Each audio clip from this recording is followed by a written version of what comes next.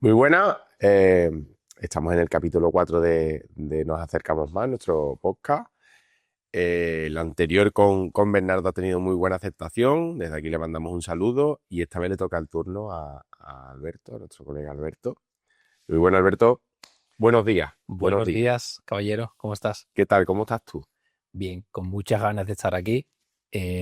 Muy agradecido, Andrés, de verdad, de que me hayas invitado, me tengas en cuenta.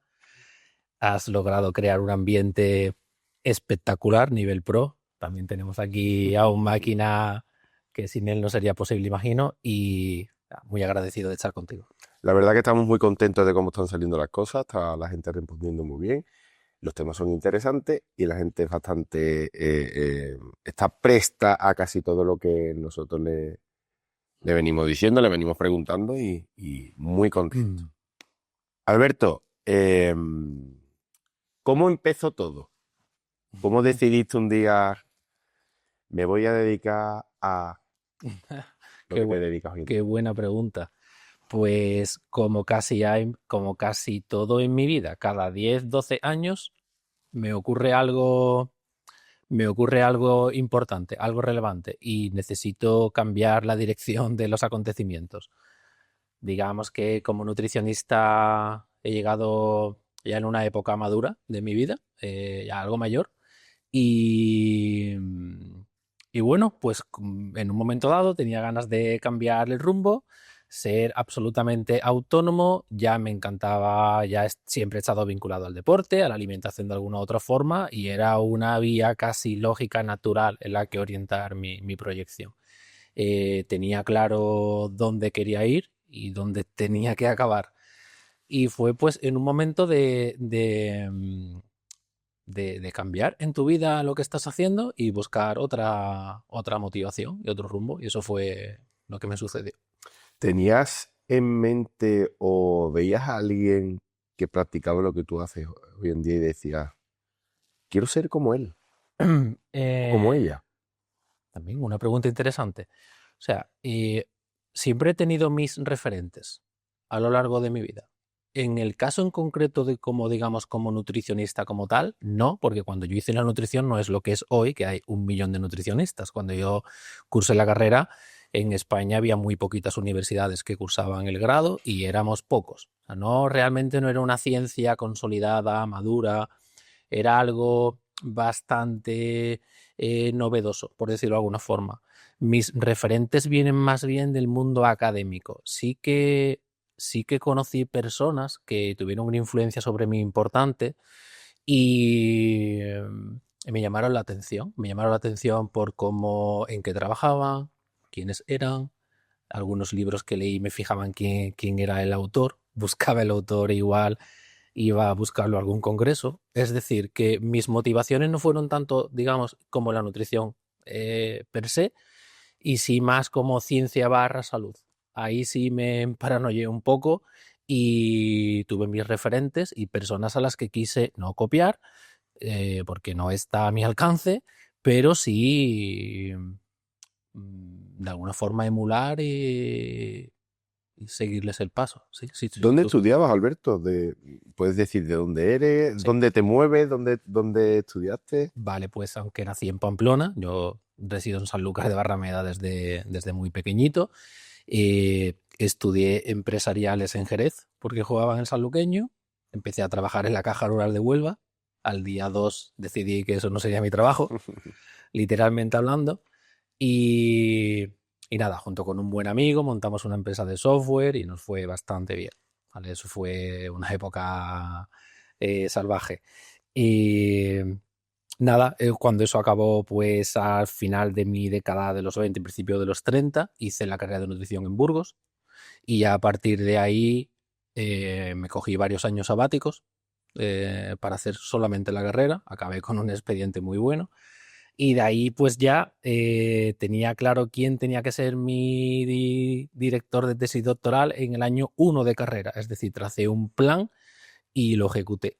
O sea, milimétricamente hablado. No, me metí en la carrera de nutrición con un manual, como si fuera un proyecto de negocio que me llevaría 6 años. Y es un proyecto que me ha llevado, pues eso, 6, 7 años hasta completarlo. O sea que Interesante. Has hablado antes de ciencia.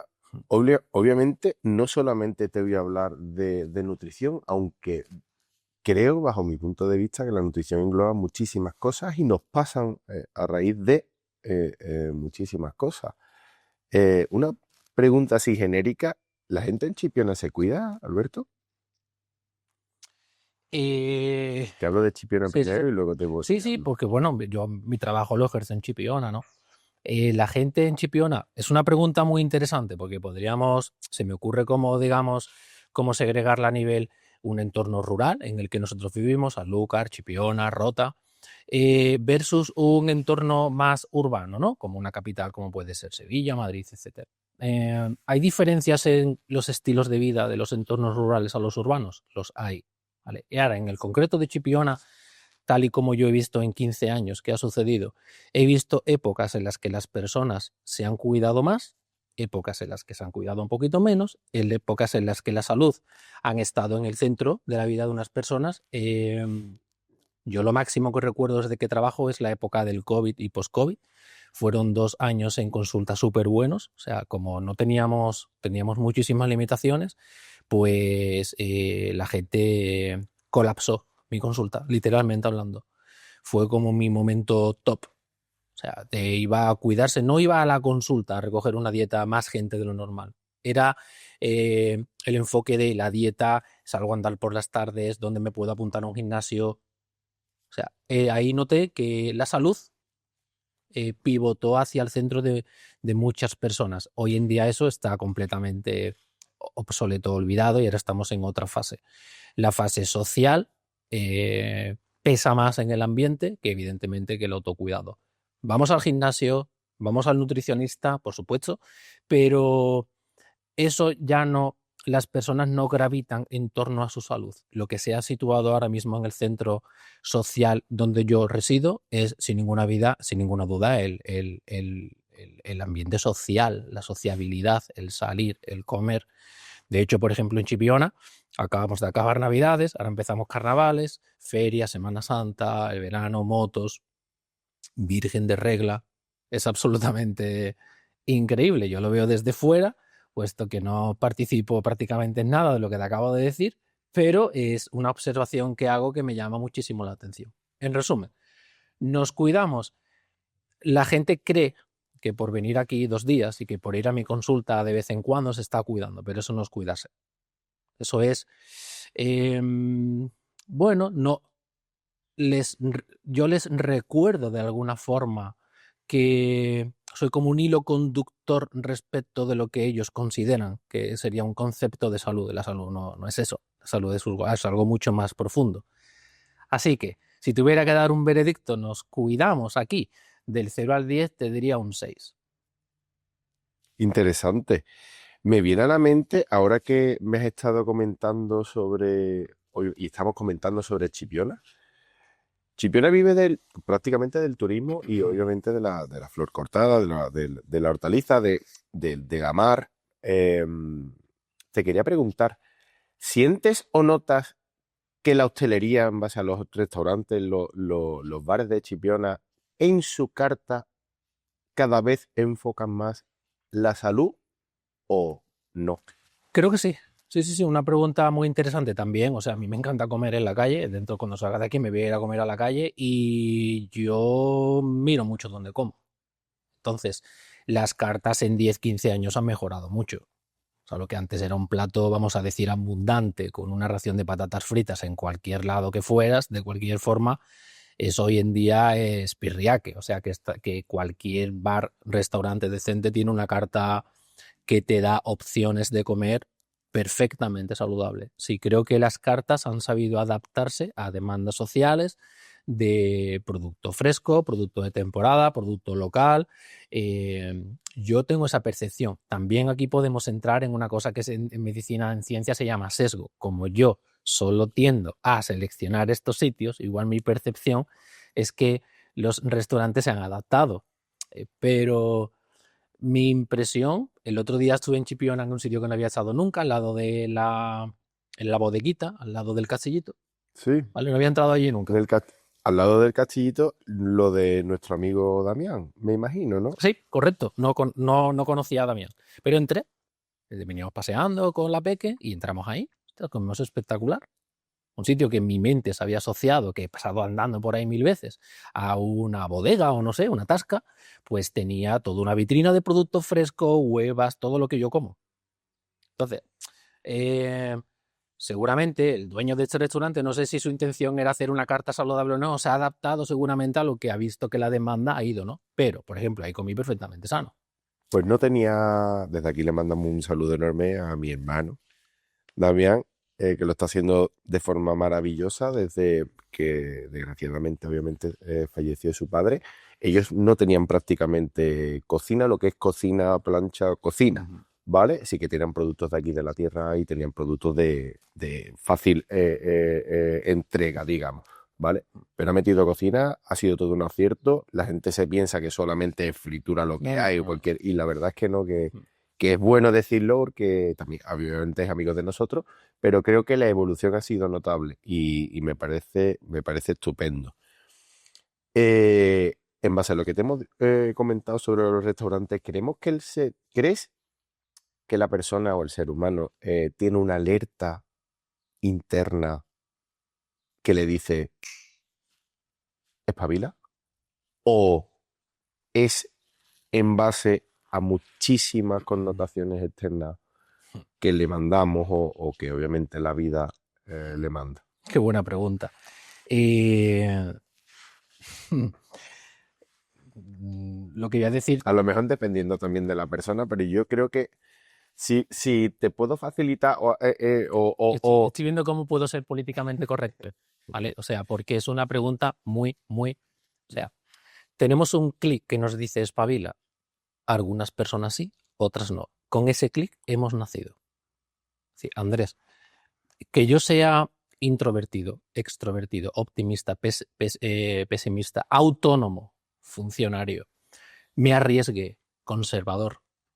Todas esas cuestiones que me pueden configurar como una persona que en algún momento dado tengo la iniciativa de detectar que tengo que cambiar mi vida, mi rumbo, algo no va bien, versus las cosas son así y ya saldrán solas. Entonces, nacemos con esas predisposiciones configuradas. es genético. Es genético, sí, se configura, o sea, en la palabra genética tiene muchas aristas, ¿no? Pero la configuración de cómo esos genes, un mismo gen, Andrés, un mismo gen me puede, digamos, configurar como pesimista, el mismo gen como optimista. Son las configuraciones de ese gen y cómo interactúan con otros. Realmente los genes solos no hacen nada, los genes solos por sí mismos no hacen gran cosa, es cómo interactúan con otros. En resumen, la configuración de lo que pasó en el espacio intrauterino cuando mi madre me tuvo embarazada y del año 0 al año 2, del año 0 al año 2, es cuando en las configuraciones de la corteza prefrontal del ser humano van a determinarse los clics que algunas personas el resto de su vida tendrán la iniciativa de darse cuenta que necesitan cambiar algo versus otras personas que simplemente aceptan el destino y se dejan llevar. Es decir, que las personas tienen, digamos, a nivel genérico, ese interruptor que nos avisa de que espabilemos. No. Hemos nacido con unas tendencias. Esos interruptores ya una vez que quedaron configurados, alguien inhabilitó, ya no puedo on-off. O estaba en modo on o estaba en modo off. Alberto, eso se puede trabajar. O sea, obviamente, tú en la vida puedes hacer muchísimas cosas, aunque esté entre comillas predeterminado o prefabricado en Preprogramado. preprogramado.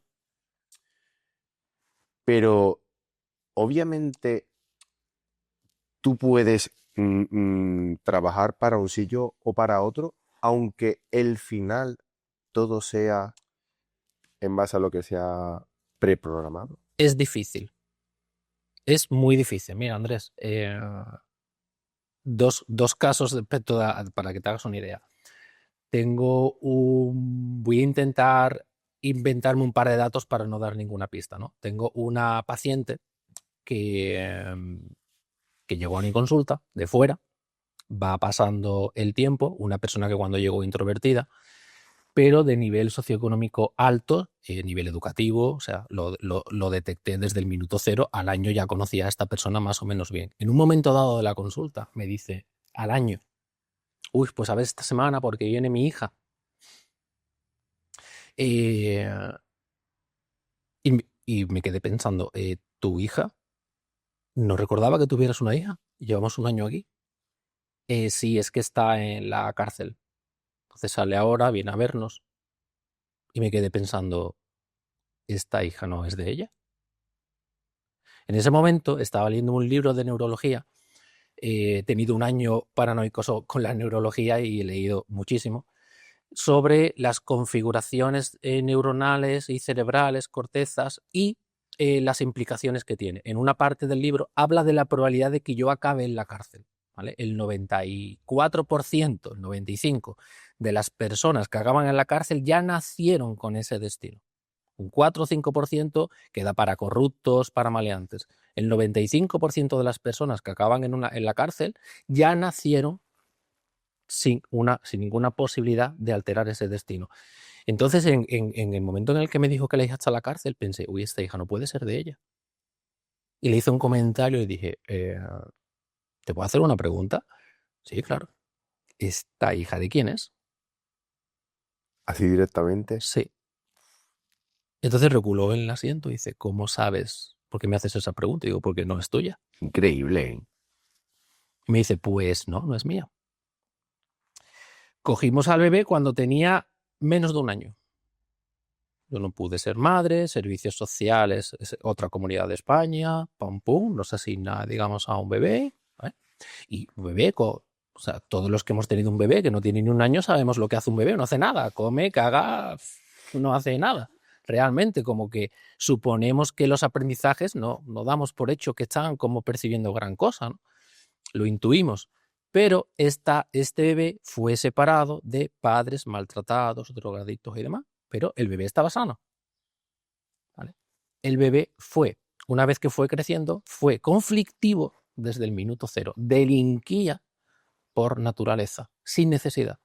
Pequeños hurtos, sin tener ninguna posibilidad, ninguna necesidad de hacerlo. Para responder a tu pregunta de si podemos trabajar esto durante nuestra vida, estos padres pusieron con esta criatura con todos los medios que existen, colegios privados, tutores, todo lo que existe, fue para nada. La naturaleza de esta persona estaba configurada. No estoy hablando de un caso aislado, ¿vale? Esto es muy extrapolable, es un tema muy fuerte, muy delicado, que para irnos a tu pregunta en concreto, yo puedo trabajar determinados aspectos en la adultez, entre comillas. Digamos que la siguiente fase crítica en la que tengo para trabajar con alguien va de los 3 a los 7, 8 años. Ahí finalizan las cosas. Evolutivamente hablando, a partir de los 8 o 9 años, entramos en otra fase. Y es en una fase de aprendizaje o en una fase de supervivencia. Si yo de pequeño he sufrido complicaciones, mi corteza prefrontal corta el crecimiento, digamos, neuronal y se dedica a ver cómo puede sobrevivir. Nunca podrá aprender. Esta criatura podrá con 9 o 10 años, podremos intentar que comprenda las matemáticas. No podemos. Las conexiones neuronales las tiene ya disminuidas. Joder. Entonces, esto respecto del aprendizaje, etcétera, ¿no? Pero es que también va hilado a la conducta. En definitiva, Andrés, todo lo que no hemos hecho antes de los 7 o 8 años luego va a ser extremadamente complejo. Entonces, que es bueno saberlo, por supuesto, que en un rango, en un amplio, en un tema más abstracto, más genérico, por supuesto, yo puedo cambiar mi vida en 1000 direcciones. ¿Vale? Eso es evidente. La esencia de mí, no. Esto Es es así. increíble. Y además de súper interesante, es increíble cómo esto puede producir un shock a niveles Sí. Por eso estratosféricos. yo cuando alguien me llega a mi consulta, yo sé después de la primera Hasta hora. dónde puede, o sea, hasta dónde puede llegar, Sí, ¿no? Sí, bueno, sí, lo sé. Andrés, en la primera hora que estamos en consulta, yo ya sé lo que va a pasar con el paciente. Tengo un margen de error, ¿vale? Porque la información que tengo en una hora es muy limitada respecto a lo que es la vida de una persona. Pero en base a la experiencia, ¿qué pasa en medicina? Que aprendemos mucho con el aprendizaje. Cuando ves repetidamente determinadas cosas, pues acabas haciendo asociaciones. Ya tienes pistas. Me equivoco. Por eso en medicina nunca debemos establecer un juicio clínico, digamos, con los pacientes. Tienes que mantenerte, digamos, neutro. No puedes prejuzgar nunca a nadie. Te haces intuiciones. Pero vamos a decir que con el paso de 1 o 2 meses, las cartas están sobre la mesa y las posibilidades que tiene una persona de acudir a su gimnasio y no fallar, acudir a su nutricionista y no fallar, y cambiar el estilo de vida y de la sociabilidad, renunciar a algo en base a la salud, a los 2 meses ya sé si eso va a ser posible o no. Y llevo muchos años trabajando y no vi no vi sorpresas. Las personas con unas predisposiciones a hacerlo lo consiguieron, y las que no lo tenían de serie no lo lograron. Así que, bueno, pues Tratando un poquito el tema que me acabas y lo que me acabas de comentar, que estoy todavía ahí pensándolo, que estoy un poquillo ahí. Alberto, te hablo de Chipiona, te hablo de San Lucas, tienes ambas consultas. ¿Te sorprende la gente para bien o te sorprende la gente en qué porcentaje andamos? O dice la la gente comparación Chipiona no, en no, general. porque no me voy a meter en ese fregado, Alberto. Sí, tampoco hay mucha Pero, diferencia. pero básicamente, ¿qué es lo que te llevas ahora mismo y cómo ves las cosas? ¿La gente te está sorprendiendo para bien o la gente te está no defraudando, pero sí que a lo mejor?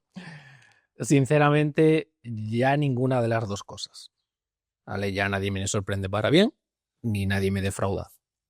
Ya llevo un bagaje en la consulta suficiente como para saber cómo son las cosas. En base a todo lo que hemos ido hablando en la conversación, yo ya voy sabiendo qué terreno piso. Entonces, simplemente soy una persona que los que acuden a mi consulta saben que mi empatía y mi grado de ponerme en tu lugar va a estar siempre por delante de cualquier cosa, pero rara vez me sorprende alguien para bien, o rara vez alguien me defrauda.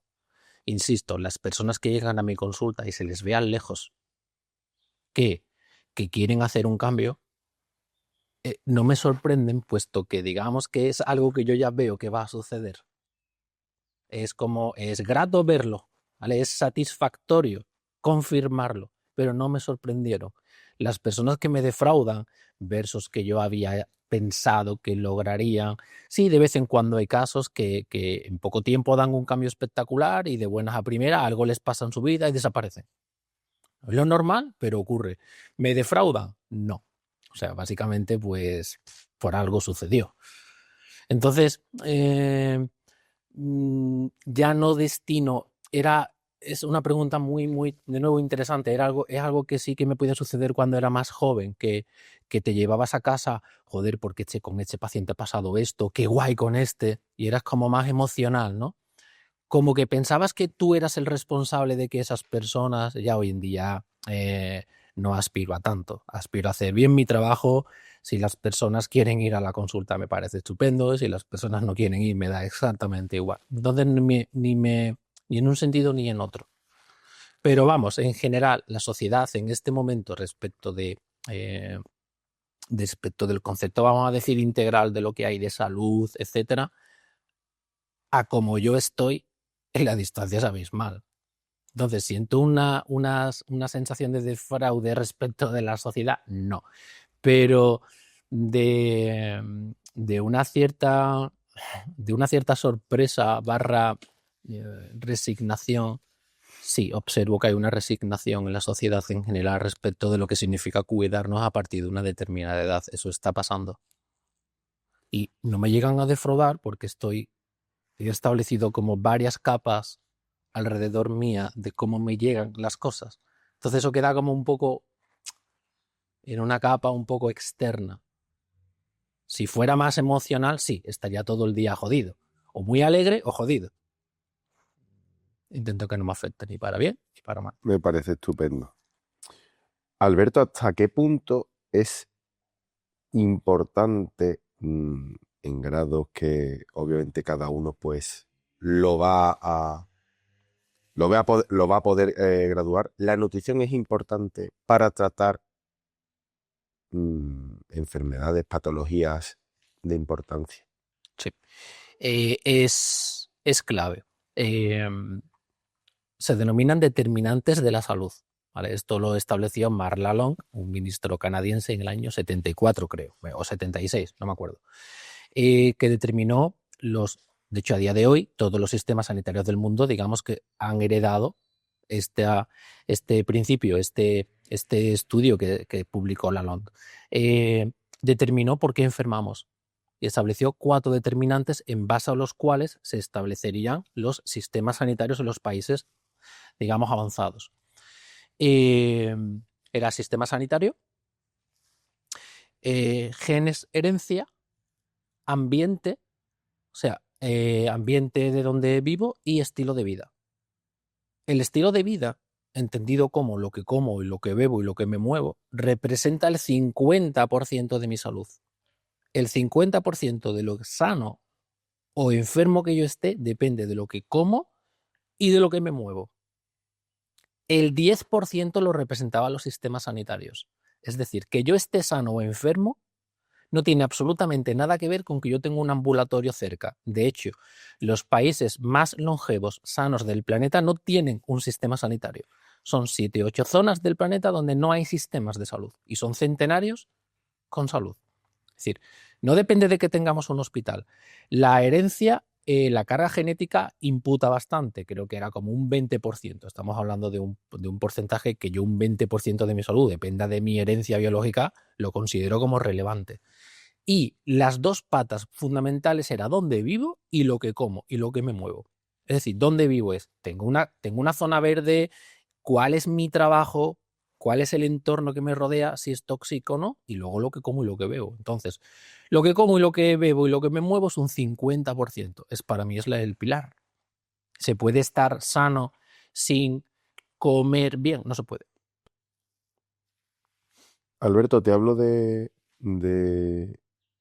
un tema que para mí y para muchísimas personas es de suma importancia, es una patología obviamente, es una enfermedad. Te hablo del cáncer, ¿vale? Alberto, ¿por qué tenemos cáncer? Pues el cáncer existe antes de que existiéramos nosotros. O sea que cuando se habla de erradicar el cáncer, de la cura del cáncer, es un desconocimiento biológico de la enfermedad abrumador. Entiendo, digamos, que la medicina trabaja en una dirección de hacer pensar a la población de que el cáncer se va a curar. Eso es falso. El cáncer no tiene cura. El cáncer es una situación celular molecular anterior al ser humano, muy anterior, para que nos hagamos una idea. Los dinosaurios tenían cáncer de hueso. ¿Vale? Hemos cogido huesos de dinosaurios, hemos secuenciado los genomas y tenían cáncer de hueso, para entendernos, que son los mismos que tenemos nosotros. ¿Qué significa? Que ese cáncer lleva en la Tierra desde el inicio de los tiempos. Luego hemos llegado nosotros. Entonces, ¿se erradicará el cáncer? No. Encontraremos formas de diagnosticarlo, digamos, con una mayor precisión. Pero todo lo que son los quimioterapéuticos y eso no han sufrido grandes modificaciones desde la década de los 60 o de los 70. Hemos avanzado muy poco. Pero bueno, ¿por qué existe el cáncer? Por la vida misma, digamos, selectiva. El cáncer lleva desde el principio del tiempo aquí. Lo que sí ahora mismo es una novedad es que la forma en la que el cáncer se está desarrollando y las prevalencias que estamos hablando de que ha dado el sorpaso a la enfermedad cardiovascular, Andrés. La principal causa de muerte en los países desarrollados era un infarto. Ya es el cáncer. Esto es novedoso. El cáncer ha ido subiendo, subiendo, subiendo, subiendo. Y ahora una de cada 2 personas, se calcula que una de cada 2 personas tienen cáncer. Entonces, si de tú y yo estamos hablando, uno de los 2 tiene cáncer. O sea, la prevalencia ya es la mitad de la población. ¿Qué ha sucedido? Que hemos avanzado mucho en la comprensión de qué es el cáncer. ¿Qué es el cáncer? El cáncer es una mutación en el ADN. ¿Vale? Cuando yo divido una célula, pues hay alguna zona crítica del ADN que se divide mal con consecuencias fatales. Esas células ya no van a dejar de dividirse y por lo tanto van a originar en una enfermedad grave. ¿Qué origina ahora mismo que las prevalencias de cáncer son tan grandes? El ambiente. Entonces, ¿a qué responde el cáncer? Una muy pequeña parte, vamos a decir que es genética.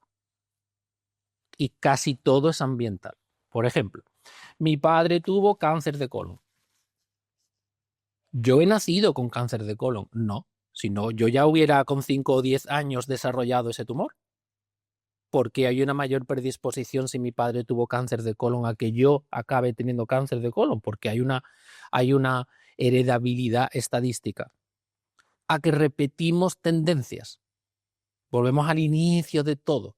Seguramente si mi padre tuvo cáncer de colon y bebió alcohol de forma más o menos regular, fumaba, era sedentario, el hijo normalmente acaba copiando lo que vio en casa. Entonces yo nací con unas determinadas predisposiciones que confirmé por repetir cómo era, digamos, mi padre, en blanco y en botella, acaba desarrollando el mismo tumor. ¿A qué responde el cáncer? A dos cosas. A la inflamación y al ambiente. Ahí son las dos cosas. Si no quiero tener cáncer, ¿qué es lo que está en mi mano hacer?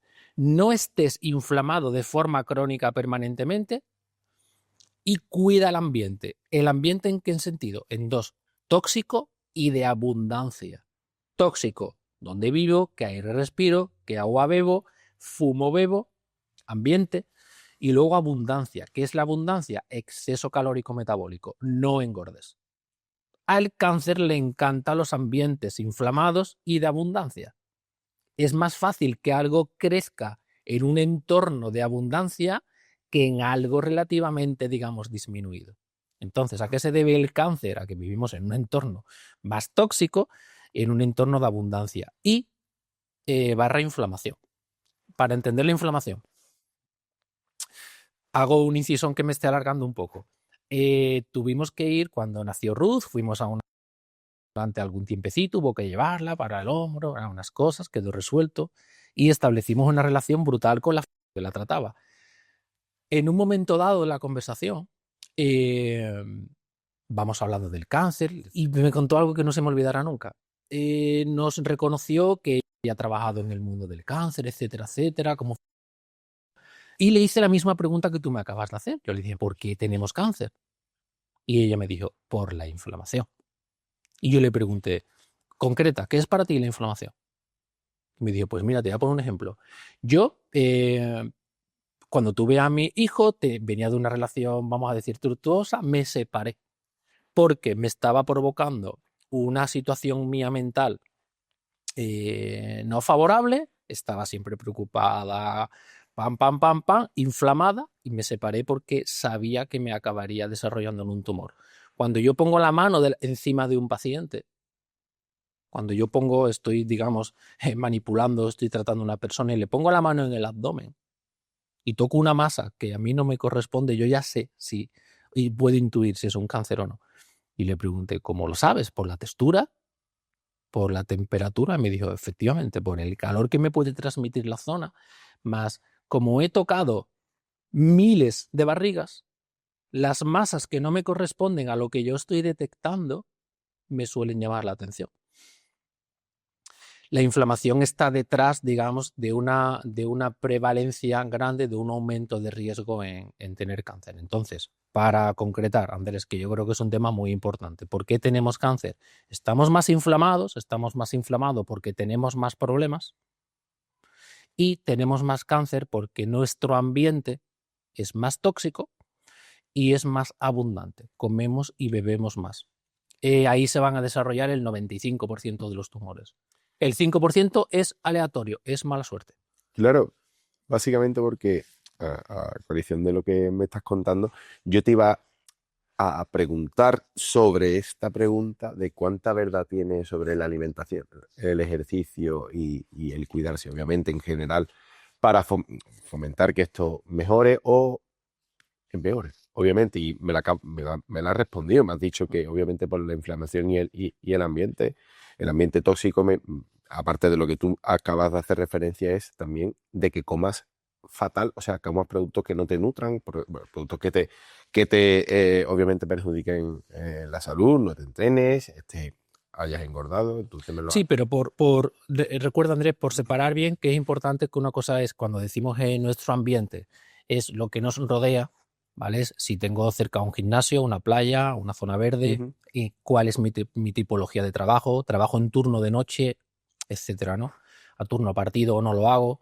Eso sería el ambiente, y luego la nutrición lo que nos daría es una fuente de energía en nuestro organismo. Si la fuente de energía supera mis necesidades, se crea un entorno de exceso que suele ser aprovechado por determinados tejidos para crecer. Si me Ujú. sobra energía y hay algo que está creciendo, pues eso va a verse favorecido. Entonces, la nutrición no es tan importante como la calidad del alimento en sí, dependiendo si el alimento era bueno o malo, no es tan importante eso como el exceso, ¿vale? Ok. Eso está detrás de... por eso las prevalencias me cuadran cuando dice 1 de cada 2 hombres y 1 de cada 3 mujeres tienen cáncer. Claro, es que 1 de cada 2 personas vive a nivel desastroso. Entonces me cuadra esa estadística. Es que en España con obesidad y sobrepeso somos el 65% de la población. Es que me cuadran los datos. Aprovecho lo que acabas de decir para hacerte la siguiente pregunta. Alberto, ¿vivimos más o más tiempo enfermos? Es, más tiempo enfermos. ¿Vale? Una cosa es la esperanza de vida, el nacer, hay diferentes ratios, ¿no? Y otra es, se ponen unos ratios para saber cuántos años vivimos siendo, vamos a decir, autónomos e independientes.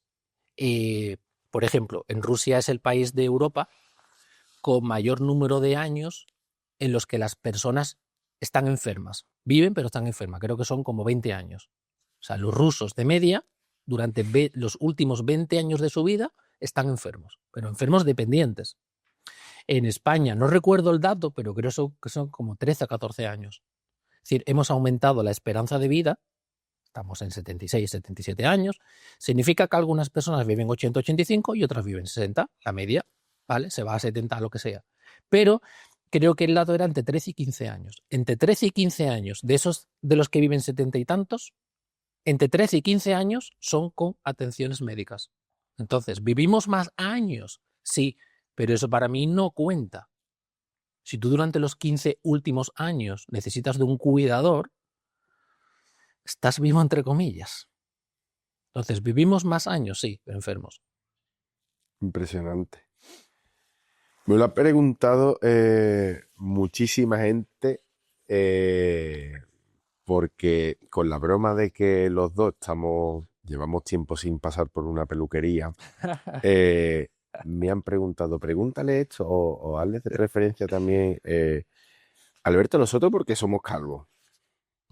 Pues porque evolutivamente hablando tuvo que haber una razón. O sea, si no, no lo seríamos, ¿vale? Si los calvos tuviéramos algún problema o no hubiéramos sido atractivos o interesantes para las hembras, hubiéramos sido descartados, ¿vale? Los calvos somos calvos por una razón genética. En este caso sí que hay una carga genética grande, fundamentalmente por culpa de nuestra madre. Heredamos este gen, la alopecia androgénica, lo heredamos de nuestra madre, aunque realmente hay 200 locis implicados, es decir, 200 localizaciones diferentes. Es un problema complejo, pero vamos a decir que tiene una mayor carga materna. Ahora, ¿cuál es el sentido de que si esto viene de nuestra madre, significa que más o menos el 50% de los hombres del planeta son calvos, el 50% de los hombres del planeta no lo son, 50% sí. ¿Cómo es que evolutivamente hablando existimos? Pues porque tuvimos que aportar alguna ventaja en lo que a la especie le preocupa. A la especie que le preocupa la reproducción. Todo nuestro diseño evolutivo es para reproducirnos y para ahorrar energía. Lo demás es una parafernalia que montamos para que eso esté seguro. Entonces, seguramente, evolutivamente hablando, hemos aportado un par de cuestiones que están relacionadas con la fertilidad y otros aspectos, ¿no? Bueno, pues a la mitad de las mujeres, probablemente estadísticamente hablando, los calvos les parece atractivos y a las mitad de las mujeres posiblemente no. O sea, hemos aportado no una necesidad, pero existimos por algo. O sea, que las mujeres no nos ven como un problema. ¿Qué es lo que busca una mujer? Que tú que seas capaz de reproducir. Fíjate, tío, muy interesante.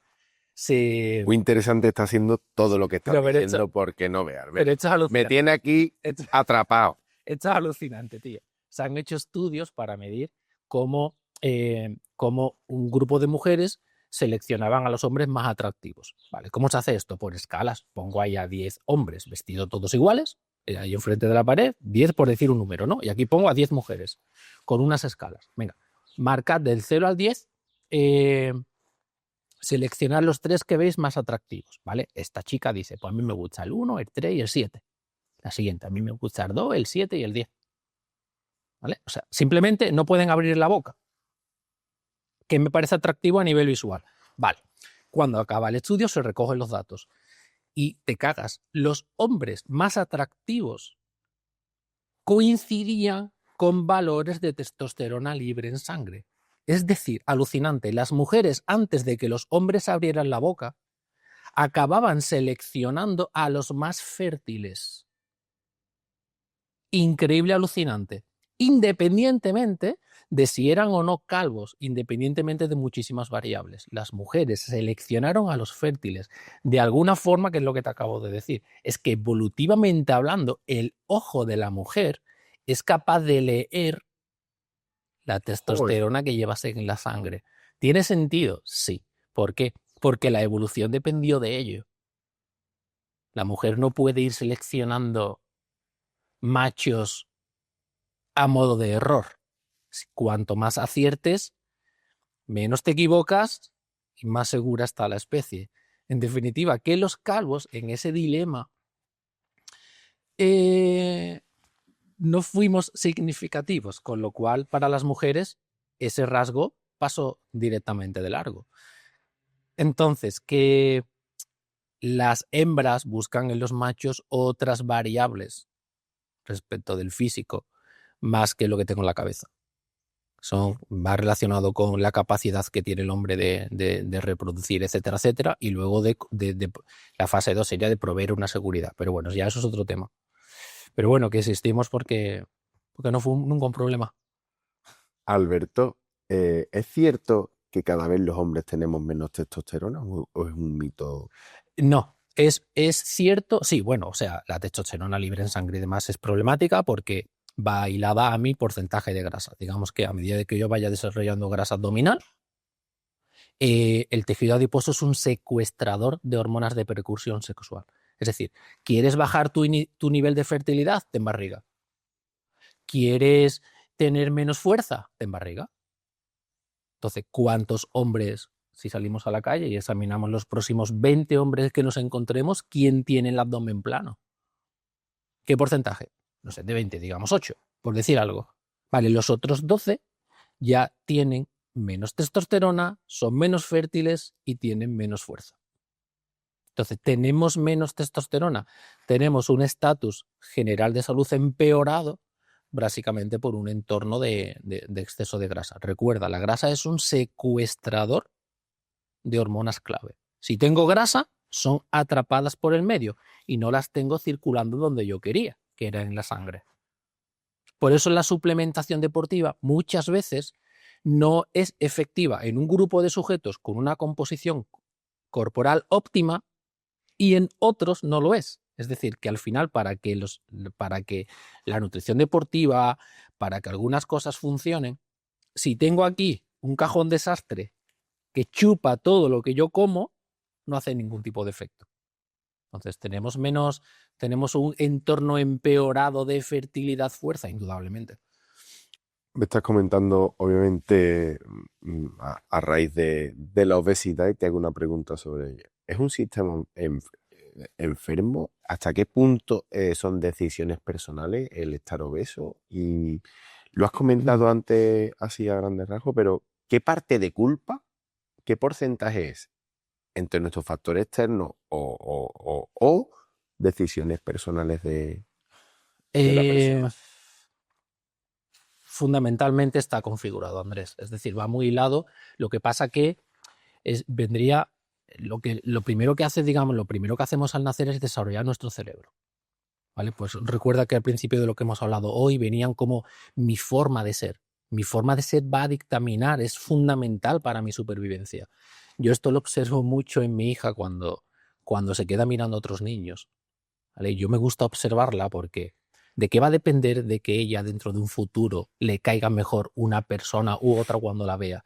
De las experiencias que ella está teniendo. Si tiene delante un niño rubito, que es el que le pega, en su cerebro va a establecer, vamos a decir, un prototipo de persona a evitar. Entonces yo me fijo cuando ella interactúa con otros niños y la observo. Veo como un sistema se está programando literalmente, hablando como si alguien estuviera escribiendo en base a lo que ella observa y recibe, se configura. Entonces, lo primero es nuestra cabeza, Andrés. Una vez que la cabeza más o menos está cubierta, va el cuello para abajo. Es donde entra el metabolismo. Entonces, mis configuraciones metabólicas, si voy a tener una tendencia a ser un poquito obeso o no, si voy a ser ectomorfo, endomorfo, etcétera, viene un poquito más adelante. Y eso nos vamos como de los 6-7 años a los 14 o 15. Ahí se juega el partido de liga. De los 7-8 años al año 14 o 15, estamos hablando del partido al minuto 85. Si al minuto 85 vas perdiendo 3-0, si con 14 años eres obeso, las probabilidades de empatar el partido alguna vez sucede, pero son menores. Entonces, las probabilidades de que yo tengo de corregir la obesidad, el sobrepeso, la adultez, se ven muy disminuidas porque con mi configuración metabólica ya viene predeterminada. Entonces, ¿qué parte de culpa tiene una persona con 30 años de no haber tomado las decisiones correctas con 14? Parte de culpa tiene. Yo no te puedo culpabilizar cuando tú tienes 7 años. Aquí el culpable es el padre y la madre. Y esto en consulta lo vemos cuando es que no comes, que no comes. Es que tú eres el que debería de dictaminar. Alberto, me parece maravilloso que comentes esto porque desde aquí lanzo una alarma. Nosotros siempre estamos, yo que trato con niños, con mis niños de donde vine, tengo obviamente mi hijo ya tiene una edad adulta, tiene 18 años, pero también trato con niños, llevo tratando con niños prácticamente media vida. Nosotros nos hemos encargado también de dar charlas en colegios. Por favor, es de suma importancia lo que le das a tu hijo. O sea, ya no solamente como obviamente lo trates, que también obviamente lo eduques, pero educarlo nutricionalmente creo que le va a marcar de por vida, ¿no, Alberto? O sea, Totalmente. si tú no lo estás cuidando y no estás concienciada de lo malísimo que es no llevar una nutrición saludable desde edades tempranas, desde que nace prácticamente, le estamos marcando de por vida. Sí, de por vida. ¿Qué ocurre? Que hay una fase, Andrés, una cosa es tratar a un niño de 7-8 años, donde es el padre y la madre para mí los responsables obvios, evidentes. ¿Qué ocurre? Que es complicado para tomar esa responsabilidad, que yo ya lo estoy viendo, requiere de tiempo, requiere de un cierto sacrificio. Es fácil quitarle a un niño, darle una pantalla, darle a comer lo que él te estaba pidiendo. Es cómodo, estás cansado. Lo otro requiere de un sacrificio, etcétera. Entonces, en una primera fase veo como la responsabilidad plena de los padres. Pero cuando ya los niños van tocando las edades de los 13 o 14, 15, los padres no son para mí significativos. Son ya esos niños con esas edades los que tendrían que empezar, siempre y cuando estén accediendo a la información correcta, a decidir qué quieren que ocurra. Es decir, que hemos habituado, acabas de mencionar a tu hijo con 18 años, que tú lo sientes como tu hijo. Perdón, Alberto, que empezó ayer a entrenar. Claro, pero que con 18 años... ¿Vale? 18 años... Te lo digo porque, o sea, yo vivo de esto, llevo no sé cuántos años de esto, y para que veas que mi hijo empezó ayer a entrenar. Pero tú fíjate que como padres, ¿vale? Hemos creado un sistema artificial, superficial de protección y de etcétera, que no va bien hilado a cómo deberían de... históricamente hablando, con 18 años una persona ya era independiente, ya no estaba bajo nuestro paraguas, ni era responsabilidad nuestra. O estaba en la mili, o estaba trabajando, o casi empezaba a tener una familia. Y a hoy con 18 y 20 años son nuestros hijos. Son como nuestra responsabilidad. Totalmente cierto. Entonces, para concretar, ¿qué responsabilidad tenemos en un futuro? Depende de lo que decidiste hacer con 14 o 15 años. Que ahí estabas en modo vago con la Play comiendo mierda, pues vas a pagar las consecuencias en el futuro. Vas a ser metabólicamente un sujeto con unas alteraciones que no vas a poder modificar. Entonces sí, has sido responsable. Me parece estupendo. Genial. Pasamos de los niños, obviamente, estábamos hablando del tema de la obesidad, pero tocamos niños porque obviamente pues desde un punto se empieza. Entrenar fuerte o entrenar medianamente bien 40, 50, 60 años, Alberto, ¿se puede revertir algo de lo que hemos hecho mal o es beneficioso en alguna? Obviamente es beneficioso siempre, pero ¿altera algo de lo que hemos hecho mal? Súper interesante. Siempre vamos a mejorar. O sea, nunca es tarde. Esto se ha visto en muchos estudios donde tenemos sexagenarios, personas con 60 años que no hicieron deporte nunca, se apuntan a un entrenamiento, se apuntan a un centro donde los orientan bien y mejoran en todos los marcadores, en una bioquímica, en un hemograma, en capacidad de agarre, en disminución de riesgo de caída. Es decir, que esos son los marcadores que a los 60 años nos deben de preocupar. No RM ni historias. Nos debe de preocupar tener un sujeto más sano. Entonces, sí, o sea, si nunca hiciste nada, todo esto lo vas a notar, pero de forma temprana. Ahora, puedo lograr meter a mi cuerpo en un determinado estatus fitness, atlético. No se puede. No se puede. A partir de los 35 años, que marca nuestra edad de declive biológico irremediable, nuestros mecanismos de reparación, regeneración, empiezan a verse disminuidos.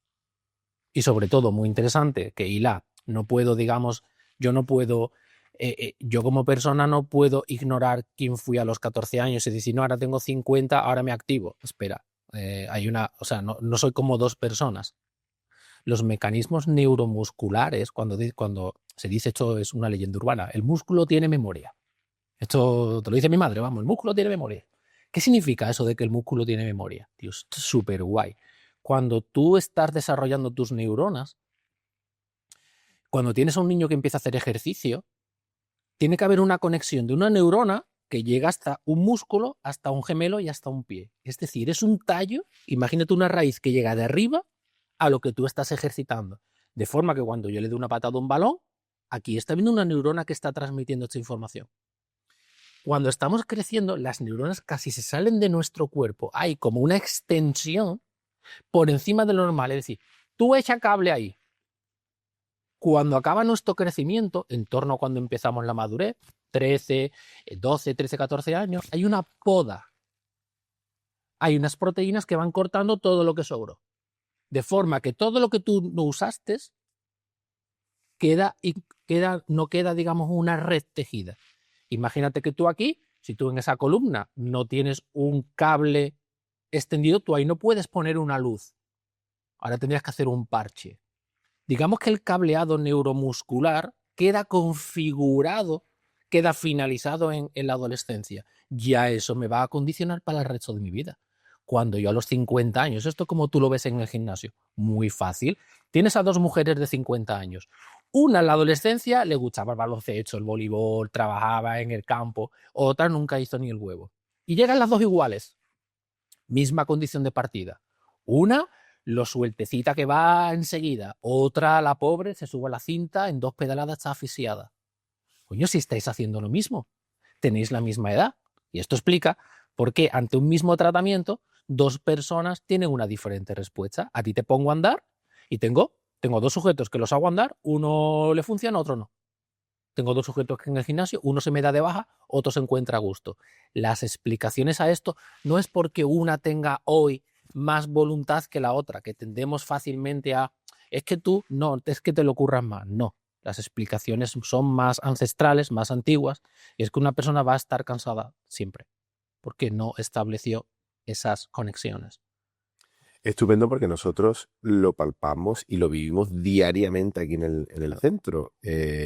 Personas que han hecho deporte, se han cuidado y ahora, obviamente, pues tienen un proceso cualesquiera y se han dejado un poco o se han olvidado, entre comillas, nos vienen y dependiendo de lo que ha hecho en su día a día, en su vida, en años anteriores o en etapas anteriores, condiciona muchísimo cómo evoluciona aquí cómo evoluciona y cómo logra su objetivo, ¿entiendes? O no lo logra, pero la verdad es que lo vemos diariamente y tienes toda la razón con lo que nos estás comentando y es sumamente importante para todo el que viene al centro, para todo el que quiere volver a dedicarse tiempo, que nunca es tarde para hacerlo.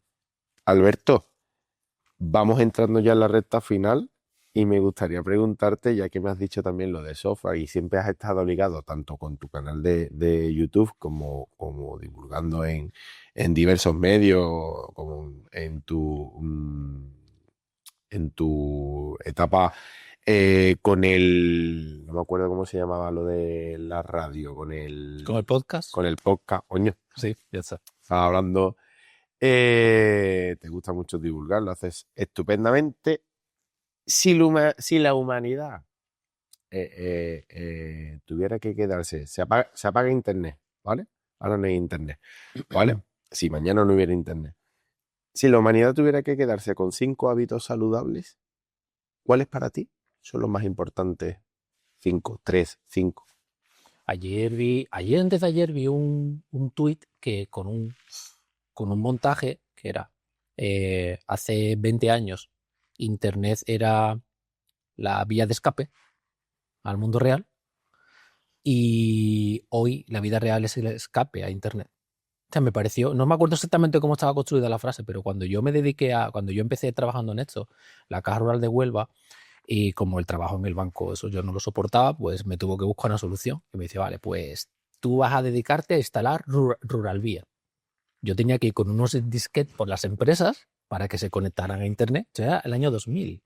O sea, que con el inicio de Terra y todo eso, ahí. Entonces, eso me encantó. Iba a las empresas, instalaba el Ruralvía y entonces enseñaba cómo se conectaban a la banca electrónica a través de un disquete, ¿vale? Que la gente no sabe lo que es. ¿Te acuerdas de esas cositas negras? Vale. Pues eso, y hostias, esto es un pelotazo. De ahí que me fui a Sevilla con un amigo a estudiar un máster y montamos una empresa de desarrollo de software y creación de páginas web. Todas las empresas de Sanlúcar, más o menos conocidas, fueron clientes míos. Todas. Podegar, todos. ¿Vale? Pero era otra cosa. Era una vía de escape al mundo real. Hoy en día se ha convertido en una locura.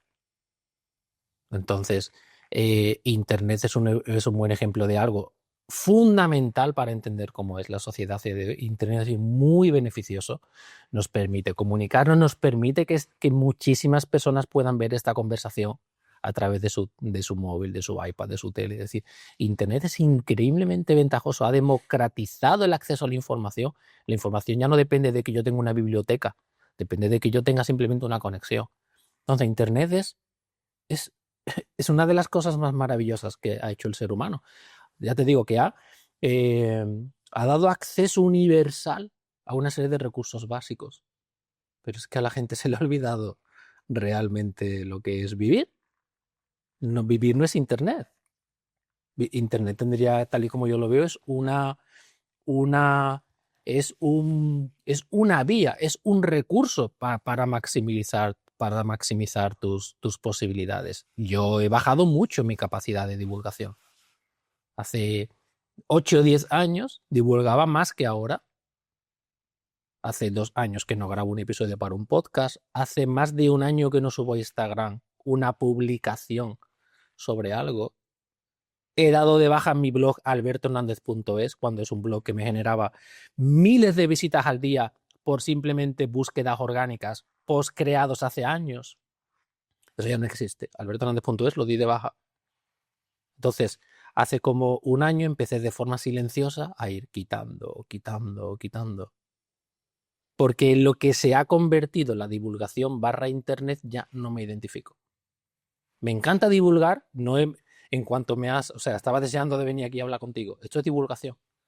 Pero las plataformas sobre las que ahora divulgamos y la forma en las que los algoritmos te muestran, no me gustan. Entonces no me identifico con ellas. Y he perdido un poco el interés, la ilusión. Es de ahí que lo único que hago es mi canal de YouTube, me permite mantenerme en un territorio neutral. Me ves, no me ves, me das like, no me das like, me da exactamente igual. Y luego me ves en horizontal, no en vertical.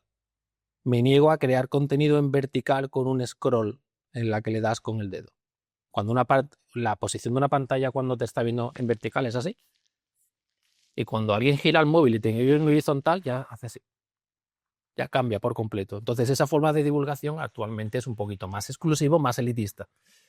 Bueno, en resumen, las redes sociales. 4 hábitos. 3-4 hábitos. Si no estuviera internet, pues yo le sacaría provecho. O sea, ¿en qué sentido? Pues en mis orígenes. O sea, ¿qué es lo más próximo que yo he echado? Pues me iría a la época del COVID. O sea, por ejemplo, es que me encantaría que hubiera otra pandemia y estar otra vez encerrado 3 o 4 meses. Es que Ángel y yo creo que ha sido como nuestro momento, uno de los momentos más felices de nuestra relación, encerrados en el campo. O sea, cultivamos nuestro huerto, teníamos tiempo. Entonces, ¿Sentías que eras más funcional? hombre, yo estaba en absoluta plenitud. Como no se podía coger el coche, podías ir andando al súper. Yo vivo en Mercadona, en San Lucas, donde yo vivo, hay unos 4 kilómetros andando. Al embedir el coche, que podía hacerlo, cogía mi mochila de montaña, una mochila de montaña de 80 a 100 litros, y me iba andando a Mercadona para llenar la mochila y subir de vuelta andando. Ya a medio de noche, si me paraba la policía, vengo del súper. ¿Vale? Entonces, yo verme solo andando con la mochila cruzando la cuesta de la Jara, solo, con una mochila cargada de comida y demás, eso para mí fue. O sea, es que, bueno, lo viviría mañana. Dependiendo, o sea, estoy viendo lo que me estás diciendo, te hemos preguntado lo de los hábitos, pero es que me lo estás diciendo, me lo estás respondiendo porque si desapareciera mañana internet, todo lo que haces sin él, entre comillas, son hábitos saludables. O sea, moverte, saber perfectamente, o sea, es que sin internet, a grandes rasgos seríamos mucho más funcionales, lo que me estás Y diciendo. seríamos más felices. Mira, Andrés, cuando pasó lo de la pandemia, que tenemos un momento que todos hemos vivido, la gente se volvió a reconectar de alguna forma con muchos hábitos. Yo veía a la gente andando por la playa el margen de hora. En cuanto abrieron un poco, te ibas a la sierra a andar y no se cabía en ningún tipo de ruta. Había que poner. Recuerdo cuando fui a hacer una ruta en la sierra y la Junta de Andalucía tuvo que poner ahí un control porque estaba colapsado. Como en los centros comerciales, todo eso murió temporalmente. La gente tuvo que buscar otras opciones. Que si déjame a la mascota para que te las hago a pasear. Es decir, la gente tuvo que buscar en el origen de lo que tendría que ser la esencia realmente nuestra, tuvo que buscar un acomodo. Entonces, yo lo tengo muy claro porque soy una persona que simplemente en mi casa leyendo, comiendo y allí entrenando, yo puedo organizarme perfectamente. Entonces, si no existiera internet, pues buscaría mis orígenes en un acomodo muy, muy, digamos, hilado a lo que sería pues una vida plena de, vamos a decir, cuándo empieza el día y cuándo llega la noche, qué hago durante el día, en qué pierdo mi tiempo. Entonces, vamos, no creo que el problema fuera que no exista internet. No es algo que yo desearía, ¿eh, Andrés? ¿Vale? Yo quiero que mi hija crezca, me va a permitir también estar conectado con ella. Yo quiero que mi hija crezca. O sea, no desearía la desaparición de internet. Sí que algunas cosas que se han construido en torno a internet son horribles. Ahora mismo internet, Andrés, internet ya no es lo que era. Internet es un monopolio de 3 o 4 plataformas. Las posibilidades que yo tenía de crear un blog de forma anónima y llegar a mucha gente, antes eran reales. Había un algoritmo que si tú creabas un buen contenido te iba a mostrar al mundo. Eso ya no funciona así. Ya son avatares, inteligencia artificial, títulos que el algoritmo te va a incluir. Voy a poner un ejemplo, Andrés, de lo que es Internet hoy.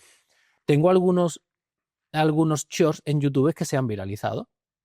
600.000, 700.000, 1 millón de visitas.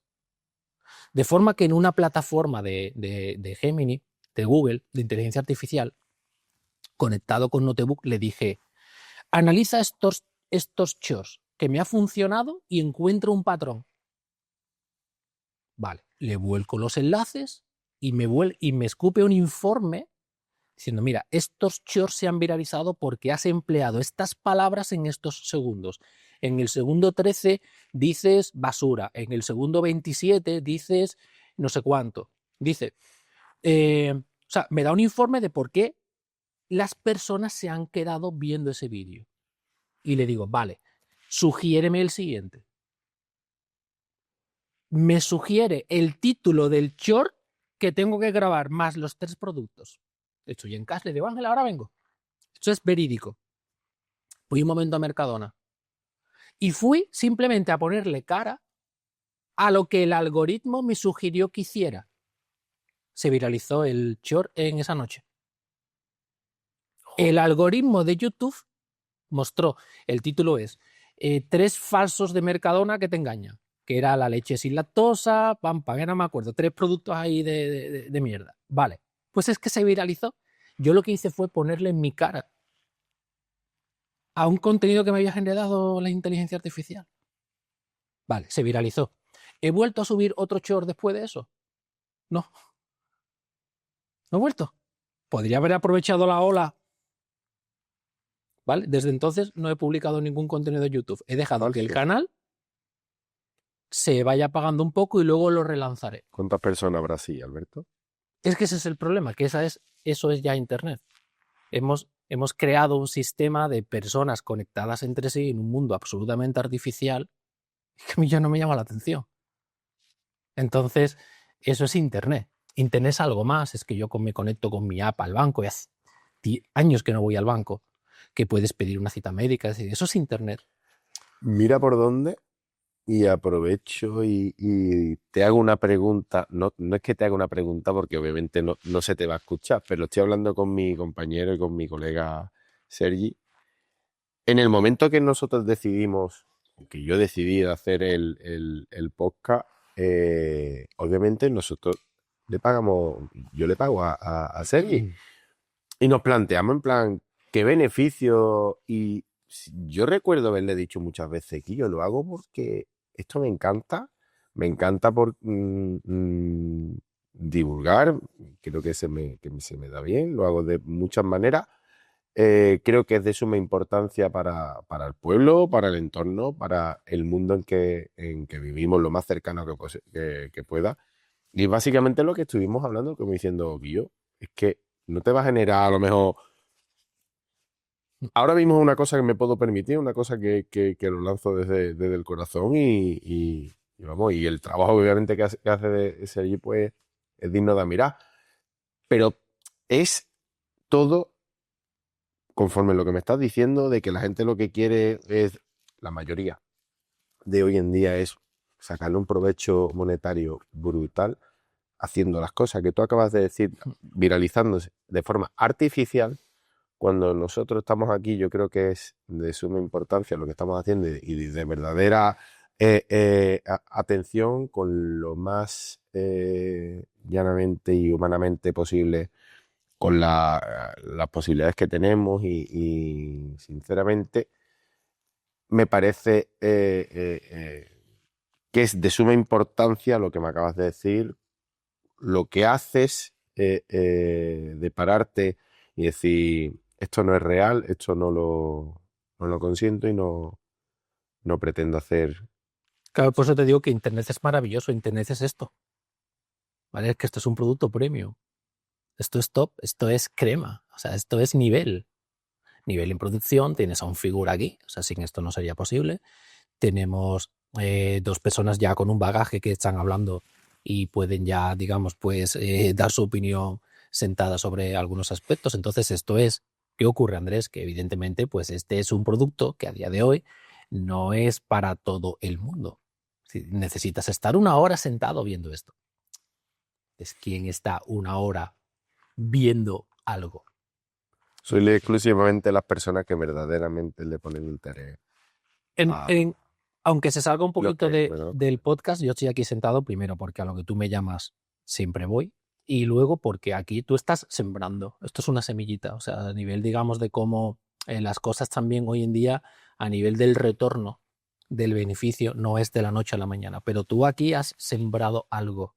¿Dónde va esto, digamos, a desembocar? No lo sabes. Pero lo que sí tienes que tener en cuenta una cosa es que si trabajas y insistes, esto acaba resultando de alguna forma, porque todos los proyectos de Internet que se hacen bien, que se trabajan y se mantienen, resultan. Eso es una de las cosas maravillosas que tiene Internet. sí, sí. Por ejemplo, el podcast, hice 60 episodios. En el año 2024, Café Albert fue el 12º podcast más escuchado de salud en España. Me llegó un correo de iVoox para los premios. No tenía que recoger ningún premio, había quedado el 12, pero es que estaba, el primero era Marcos Vázquez de Fitness Revolucionario, el segundo era Cristina Mitre, o sea, podcast que yo escucho. El 12 era yo. Vale. Ese día perdí el interés en el podcast. No volví a hacer ningún episodio más. O sea, que podría haber aprovechado la ola, etcétera. ¿Qué ocurre? Que a medida de que vas avanzando, también sube la exigencia. Entonces, el listón que se me ponía a partir de ese punto, respecto del nivel de las entrevistas, nivel de postproducción, Tiempo. ya me ponía en duda la viabilidad para yo compaginarlo con mi consulta, con el proyecto de Ruth, pero que si insistes y trabajas, los resultados vienen.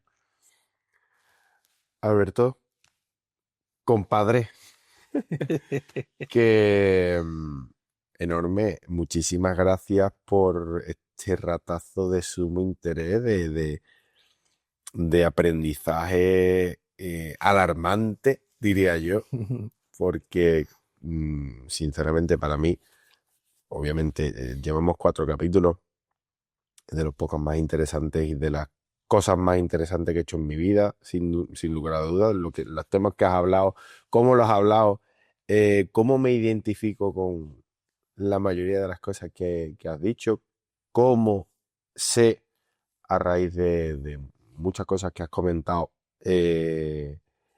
veo en claro mucho de lo que he hecho, de lo que pretendo hacer. Así que te doy las gracias. Creo que todo el mundo que nos vea y que nos escuche y que te escuche va a flipar. Y sinceramente, desde Nos Acercamos Más, te damos las gracias por habernos aceptado, por ser tan buen tío siempre con nosotros, portarte tan bien con nosotros. Te doy las gracias personalmente y espero que sigamos unidos de por vida y que obviamente te deseo lo mejor, hagas lo que hagas y allá donde estés siempre, que eres un diamante, tío. Tú ya Muchísimas sabes gracias. que nos conocemos desde hace algunos años y hemos estado conectados de alguna forma. O sea, desde que te vi en Cádiz, luego pam, pam, y vamos, que nosotros, que nuestra última carta sobre la mesa no está puesta, lo sé desde hace tiempo. Claro que sí, claro Tiempo que al sí. tiempo y conectados siempre. Alberto, muchísimas gracias. Gracias a todos los que nos seguís a diario. Y con cosas como esta da gusto hacer cada capítulo y muchos más que vendrán próximamente. Muchas gracias, A Alberto. tope.